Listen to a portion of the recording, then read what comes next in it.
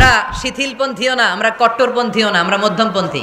বাড়াবাড়িও করা যাবে না, ছাড়াছাড়িও করা যাবে না, মাঝামাঝি থাকতে হবে, ঠিক কি না? আমাদের দেশে যারা ওয়াজ করে বুঝায় ইসলামের চরমপন্থা নাই, তারা ভুল ওয়াজ করে।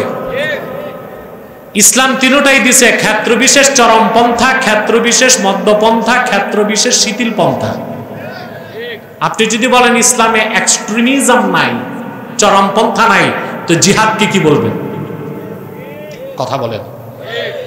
ইসলামে উগ্রপন্থা নাই, সন্ত্রাস নাই, সহিংসতা নাই, কিন্তু ন্যায় বিচার প্রতিষ্ঠায় কঠোর থেকে কঠোর হবার সিদ্ধান্ত ইসলাম দিয়েছে। ফতুয়াবাজি করবেন, চরমপন্থা নাই? তো 5 তারিখ যে অভ্যুত্থান হয়েছে, এটা কি চরমপন্থা ছিল না? কথা বলেন। 15 বছর মিছিল করছেন, মিটিং করছেন, হরতাল করছেন, শুধু খাইছেন। আর যখন চরমপন্থায় গেলেন, দেশ দখল। কথা বলেন। 5ই আগস্ট যে দেশকে রক্ষা করছেন আপনারা ছাত্র জনতা, এটা কি গণতান্ত্রিক পদ্ধতিতে হয়েছে না চরমপন্থায়? পুলিশ একদিকে নিচ্ছে বন্দুক, গোলা, বোমা, জনগণ কিছু পায় না, নিচ্ছে জুতা, স্যান্ডেল, ইটা। দুই দিকই তো হয়েছে। এটা কি?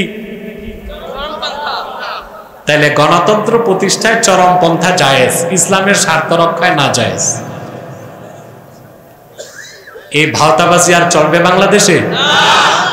ইসলাম তিনটাই দিয়েছে, ক্ষেত্র বিশেষ, চরমপন্থা। ওয়াকাতিলুহুম হাত্তা লা তাকুনা ফিতনাহ ওয়া ইয়াকুনা ad-দীনু কুল্লুহু লিল্লাহ। আল্লাহ দ্বীনকে প্রতিষ্ঠায় আল্লাহ কেতালের কথা বলেছেন। যখন দরকার নিয়ম নীতিতে, কিসে? ইসলামী শরিয়া মানার ক্ষেত্রে আল্লাহ দিয়েছেন মধ্যপন্থা। আর বেদিনের কাছে দ্বীনের দাওয়াত দিতে হবে শিথিল পন্থায়। আল্লাহ এটা বলেন নাই যে হিন্দু বৌদ্ধ ধৈরা ঘাড় নোয়ায়া মুসলমান বানাবেন। ইসলামের সুমহান আদর্শ তাদের কাছে তুলে ধরবেন, তারা ইসলামের আদর্শে মুগ্ধ হয়ে মুসলমান হবে। সেক্ষেত্রে শিথিল পন্থা। কি পন্থা? তো ইসলাম কটা পন্থা দিছে? হযরত ইব্রাহিম প্রথম দিলেন দ্বীনের দাওয়াত, সুবহানাল্লাহ। প্রথম দিলেন শিথিল পন্থা, তিনি শিরককে ঘৃণা করলেন। তারপর গেলেন মধ্যপন্থায়, দ্বীনের দাওয়াত দিলেন। দেখলেন না কোনোটাই কাজ হচ্ছে না, তখন গেলেন, তিনি বললেন তোমরা বাড়ি যাবার পরই আমি চরমপন্থা গ্রহণ করব। তারপর কি করলেন?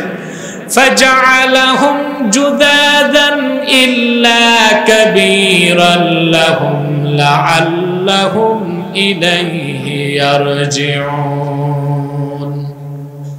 কুঠার একটা নিয়া সব মূর্তির নাক কান ভাঙতে লাগলেন।